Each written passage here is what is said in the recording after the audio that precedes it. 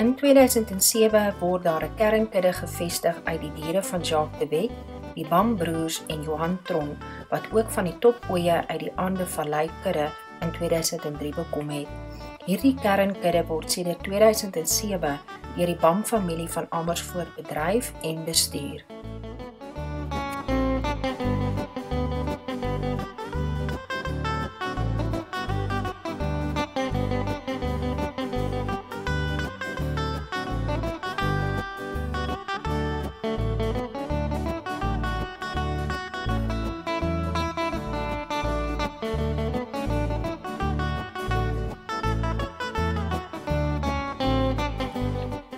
Ons teeldoelwit bly die teel van meerderwaardige, funksioneel doeltreffende vroulike en manlike diere vir eie behoeftes, asook die beskikbaarstelling van genetiese materiaal aan medestoetteelers en kommersiële boere, met die klem op vroegryp diere vir slaglamproduksie, asook diere wat voldoen aan die hoogste rasstandaarde.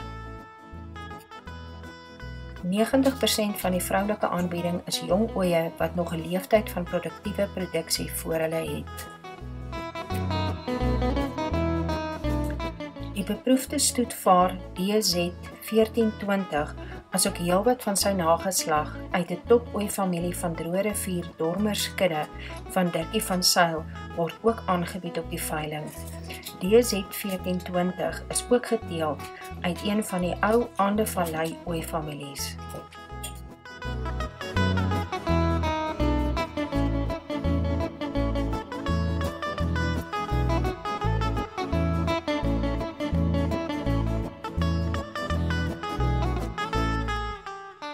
Ons sien voorwaar uit daarna om u by die Ande-Vallei dormers te ontvang.